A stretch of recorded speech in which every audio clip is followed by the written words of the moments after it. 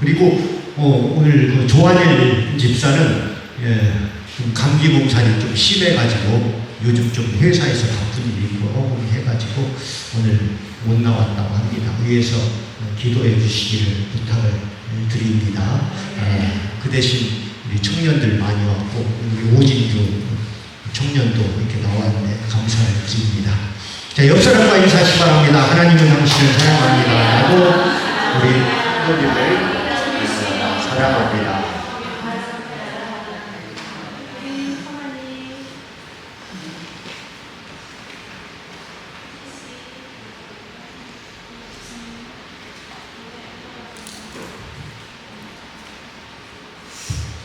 자, 오늘의 주제는 국률. 국률은 우리가 잘 쓰는 말은 아닌데 사전적인 의미로는 남을 불쌍히 여겨서 돕는 것, 이런 뜻입니다. 성경에서 이 말을 사용할 때는 굉장히 심오함을 가지고 있습니다.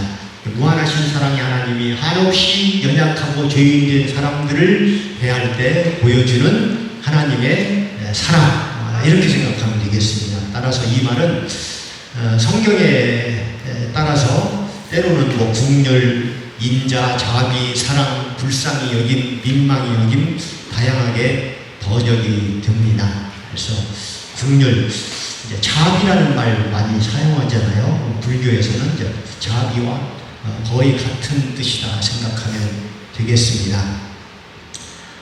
어떤 신학생 하나가 공부보다는 좀 기도판가 봐요. 기도를 많이 하는 사람인데 시험 기간이 돌아왔습니다.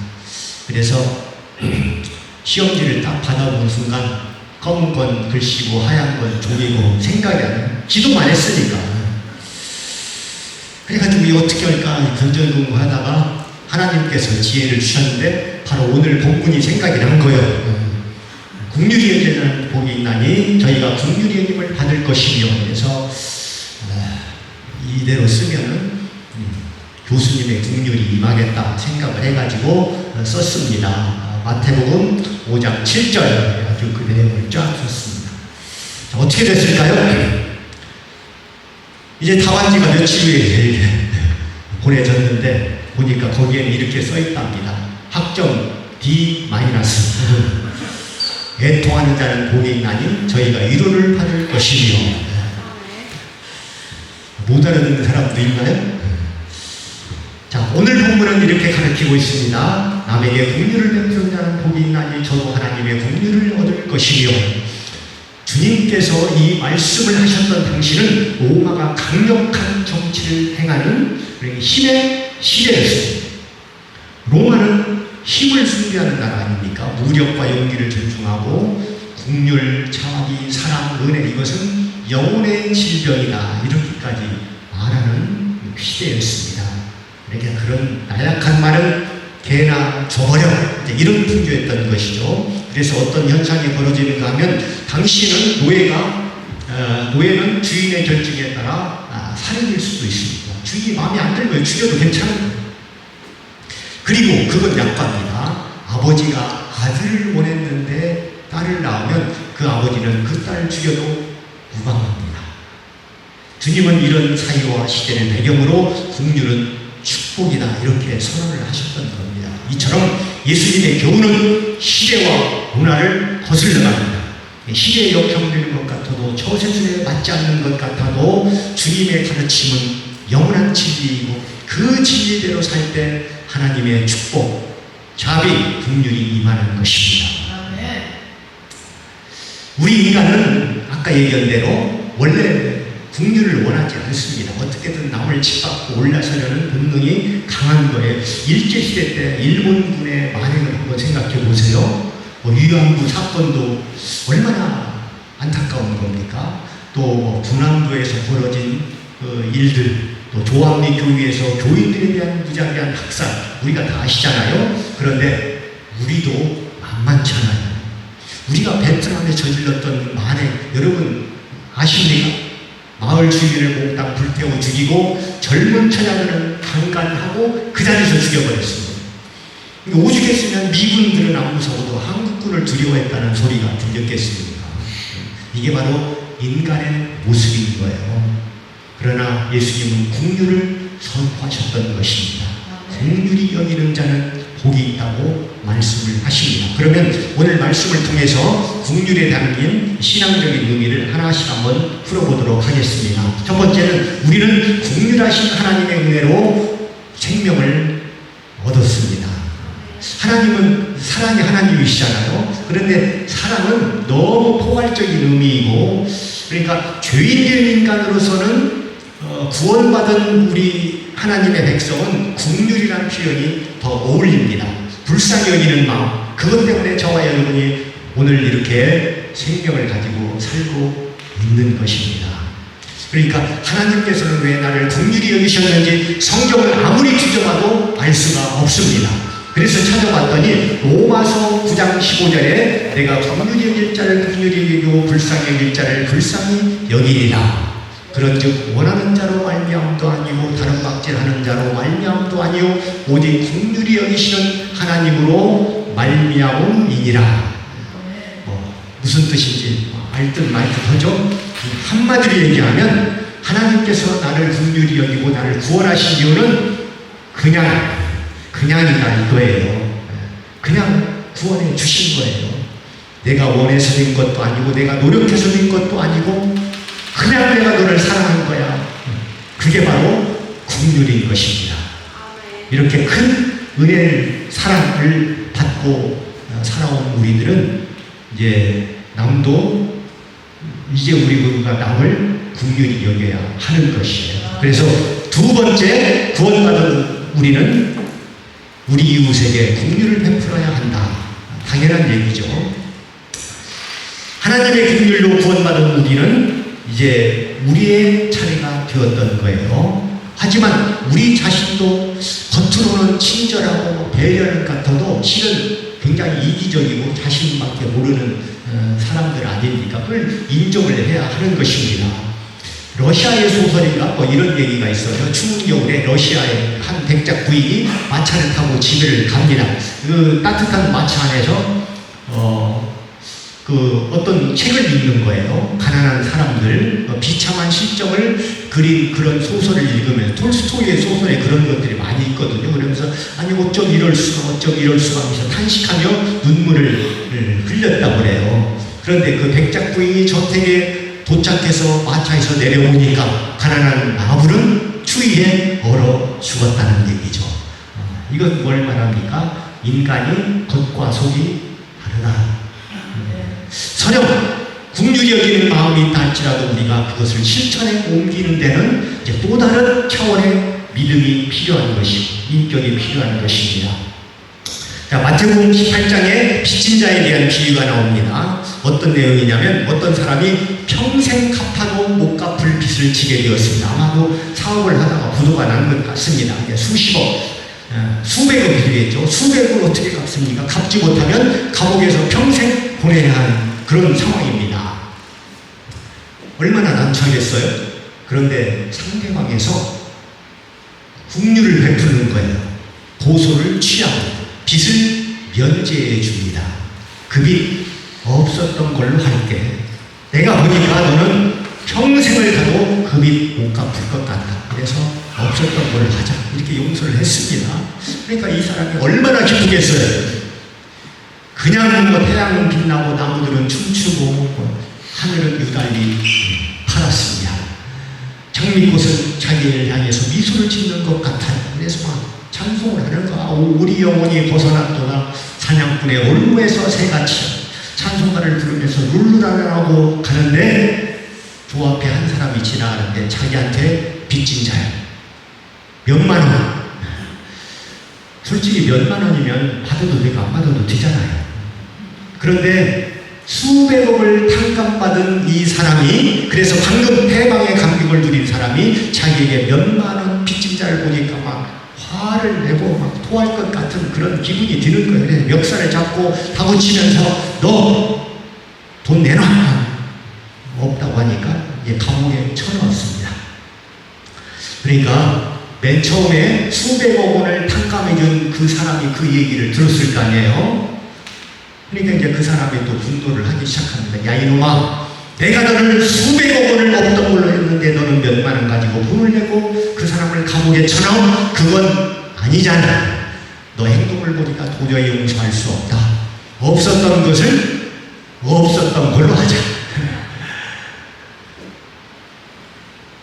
너는 이제 내 빚을 다 갚기 전에는 옥에서 나오지 못하리라. 그리하여 그 사람은 무기징역을 선고받고 지금까지 감옥에서 껄껄하며 보내고 있다는 슬픈 소식입니다. 여러분, 이 얘기가 바로 우리들의 얘기예요. 자, 이 비유대로 말하자면 내가 내 이웃의 허물을 용서하고 관용을 베풀지 못한다면 나에게서 하나님께서 은혜와 구원을 거둬가실 수도 있다는 얘기입니다. 여러분, 국률의 하나님께서 여러분의 죄를 다 씻겨주었어요. 아무 조건 없이 불쌍히 여기시고 다 용서해 주시고 다 탕감해 주었습니다. 그러면 이제 우리 차례잖아요. 그래서 하나님의 용서를 보면 우리를 수십억 수백억을 그냥 지워주시는 것이에요. 그리고 우리 앞에는 이제 단 몇만 원 빚을 가진 이웃이 있습니다. 여러분 어떻게 하시겠습니까? 어떻게 할래요? 멱살 잡고 감옥으로 보내?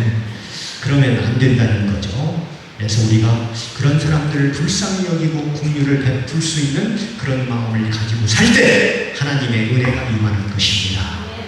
그러려면 믿음을 가지고 이런 말씀을 들을 때 나도 이렇게 살아야겠다 하는 그런 감성도 필요한 것이죠. 찰스 핀이라는 어느 미국의 유명한 부흥 강사가 있습니다. 시카고의 번잡한 거리에서 어린애처럼 엉엉 울었다고 합니다.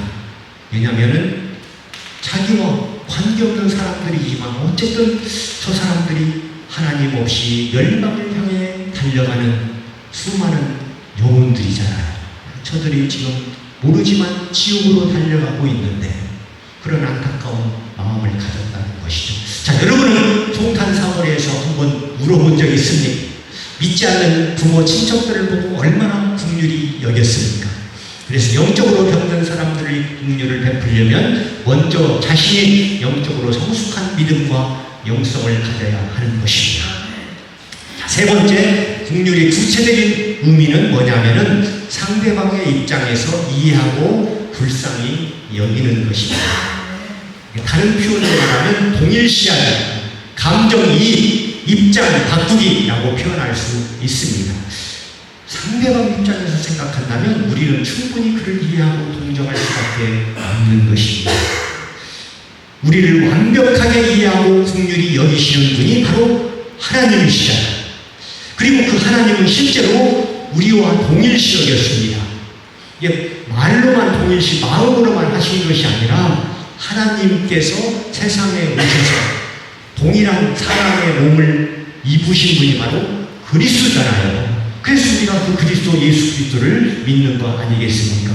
그리고 그 예수 그리스도의 긍휼 자비로움 때문에 저와 여러분이 새로운 생명을 얻고 살아가는 것입니다. 가끔 보면은 남의 입장을 이렇게 생각하는 것이 아니라 자기 잘못은 무슨 보이지 않고 상대방의 실수나 허점만 바라보는 사람이 있습니다. 그래서 내로남불이라는 신조어도 생겼잖아요. 내가 하면 로맨스고 남이 하면 불륜. 내가 당을 옮기면 그건 전향이고 상대방이 옮기면 배반이고, 내가 신호등을 위반하면 나는 피치 못할 사정이 있어서 어쩔 수 없이 신호등을 위반한 거고, 상대방이 위반하면 저건 도덕 불감증이다 이렇게 비난을 하잖아요. 내가 천천히 하면 여유로운 것이고 상대방이 천천히 하면 게으른 것이고, 그러면 안 됩니다. 오히려 상대방에는 자비로움을 주고 자기에게는 엄격한 잣대를 대야 하는 것입니다. 상대방을 이해하지 않고 남을 긍휼히 여길 수는 없는 것입니다. 그것을 요즘 말로 공감력이다 이렇게 말하지 않습니까? 자, 네 번째, 긍휼히 여기지 않은 복이 있어요. 복이 있습니다. 긍휼히 여기면 이게 남을 돕고 남에게 희생, 헌신하면 손해볼 것 같지만 결코 손해가 아니다라는 것이 오늘 말씀의 본문인 것입니다. 먼저 알아야 할 건 뭐냐면 긍휼히 여기는 마음 그 자체가 복된 마음이에요. 왜냐하면 그 마음이 곧 하나님의 마음이고 예수님의 마음이기 때문에 그렇습니다. 긍휼히 여기는 마음을 가진 자는 이미 예수님의 마음을 가진 마음 아니겠습니까? 그런 마음 아무나 갖습니까? 그런 마음을 가진 자 그 자체로 행복한 것입니다. 그리고 이제 그런 사람은 계속해서 하나님으로부터 긍휼히 여김을 받습니다. 어떤 목사님의 간증인데 이제 그가 대학을 다닐 때 교회에 다녔지만 신앙심은 별로 없었다고 그래요. 그래서 대학교 안에서 매주 그 선교회 모임이 있었는데 빠지지 않고 다녔다고 합니다. 빠지지 않고 다닌 것은 믿음이 좋아서가 아니라 성경 공부를 인도하는 그 간사님이 불쌍했기 때문에 고작해야 뭐 5명, 6명밖에 되지 않는 그 선교 모임에 한 사람이라도 빠지면 정말 뭐 사례비도 없이 먼 길을 찾아오는 그 간사님이 너무 실망할 것 같아서 그래서 믿음은 없지만 자리라도 채워주자 해가지고 꾸준히 참석을 했습니다.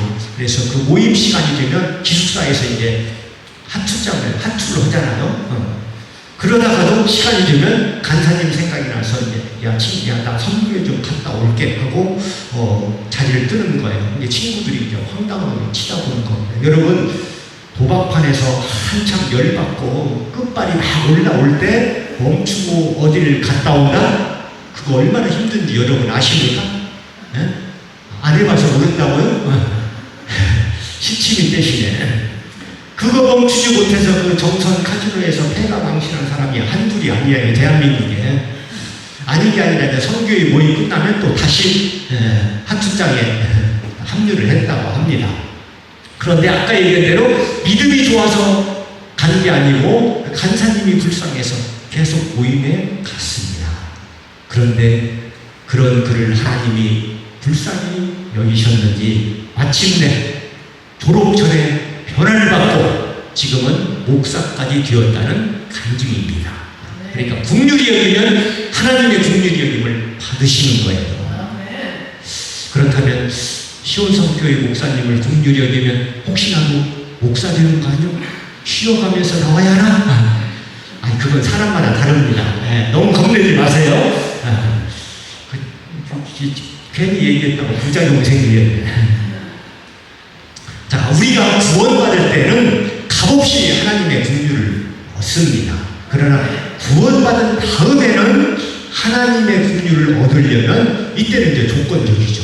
우리가 먼저 남을 도와주고 동정하고 구제할 때 더 큰 하나님의 자비하심을 얻게 되는 것입니다. 자, 더 큰 하나님의 사랑과 은혜를 원하시니까 다른 사람에게 긍휼과 자비를 베푸시길 바랍니다. 자, 마지막으로 5번째, 긍휼은 복음의 문을 연다는 것이에요. 우리가 남을 긍휼히 여길 때 비로소 저들이 복음에 대해서 마음문을 엽니다. 여러분, 우리가 북한을 도와야죠.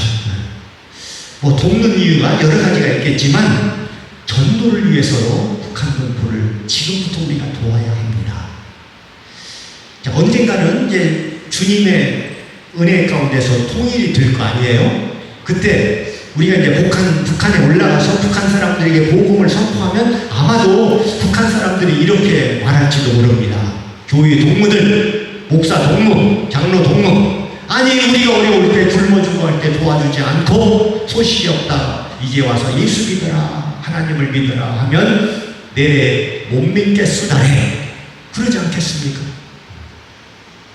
그리고 동무들 말이야, 우리가 굶어 죽을 때 맨날 호텔에서 회의하고 교회에서도 갈비 뜯었다며 그러면 이제 우리가 할 말이 없는 거죠. 물론 뭐 우리 교회는 호텔 근처도 못 갔고 먹을 때도 항상 컵라면 먹었지만 우리까지 이제 동맹국으로 넘어가게 되는 겁니다. 지금 우리가 북한 사람들을 긍휼히 여기면 통일될 때 무슨 얼굴로 그들을 대하겠습니까?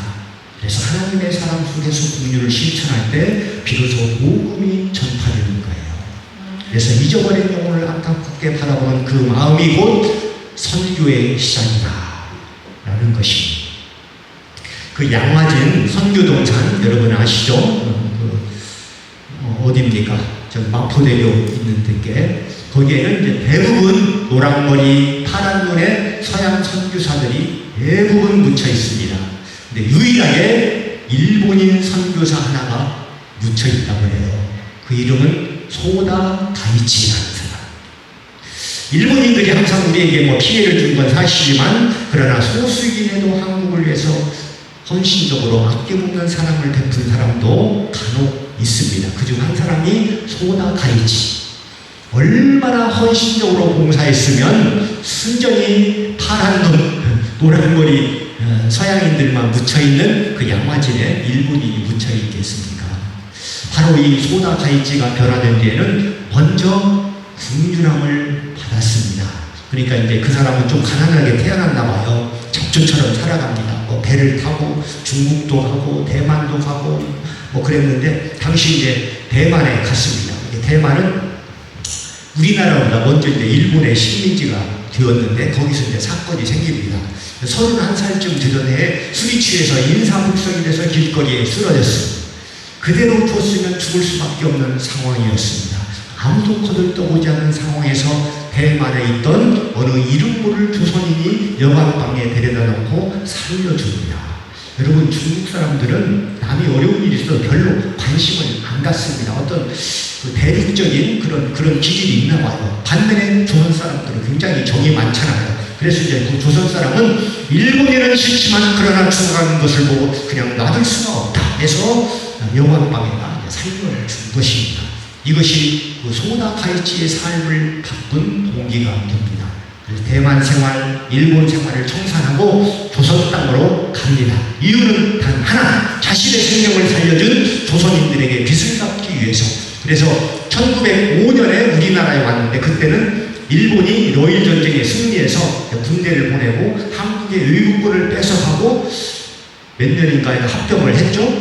합병을 했는데 사람은 또 이제 한국에 왔는데 누구를 만나냐에 따라서 달라집니다. 조선에 와서도 뭐 사업과 정치를 만날 수 있는데 누구를 만났냐면 이상계 선생을 만났어요. 독실한 크리스찬이고 또 인격이 훌륭하신 민족의 지도자 이상계 선생을 만나서 그를 통해서 또 신앙을 얻게 되었습니다. 그때부터 이제 열심히 조선을 위해서 헌신을 했던 것입니다. 그리고 이제 일본의 감리교, 그 당시에는 우리 교회 교세가 약하니까 일본의 감리교회 성도들이 서울에 개척을 합니다. 그곳에서 자원전도사로 활동하기 시작했고 거기서 우에노 타키라는 여자를 만나서 결혼하고 이 부부가 이제 본격적으로 봉사의 삶을 살기 시작합니다. 그래서 이 부부는 1921년부터 1947년까지 26년간을 몸바쳐 고아원을 운영합니다. 당시 한국에는 세고 센게 거지, 고아들이었어요. 이 고아들을 데려다가 먹이고 입히고 복음을 전하고 얼마나 헌신적으로 봉사했으면 고아를 위해서 일하던 부인이 1951년에 사망을 합니다. 그래서 그 부인을 양화진에 묻고 다시 일본으로 돌아가서 자기는 일본에서 전국을 돌아다니면서 회개 운동을 전개를 했습니다. 한국을 위해서 이래서는 안 된다 하면 이제 또 복음 전파도 하고 여러 가지 운동을 한 거예요. 그리고 이제 1960년에 이승만 대통령이 이 소다 가이치를 초청하고 대한민국 문화훈정을 추서합니다. 이승만 대통령은 일본인을 엄청 싫어하는 대통령이었어요. 그럼에도 불구하고 소다 가이치는 우리의 은인이다 말하면서 이제 그를 반겨주었던 것입니다. 그리고 이제 그 훈장을 받고 1년을 더 살다가 95세로 사망하고 역시 양화진에 묻혔던 것이에요. 이것이 바로 국률의 삶인 것입니다. 국률을 베풀 때 복음의 문이 열리는 거예요. 우리가 국률을 베풀어야 할 두 종류의 사람이 있습니다. 육적인 면에서 어려움을 겪는 사람과 또 영적인 면에서 어둠의 세력에 있는 사람들.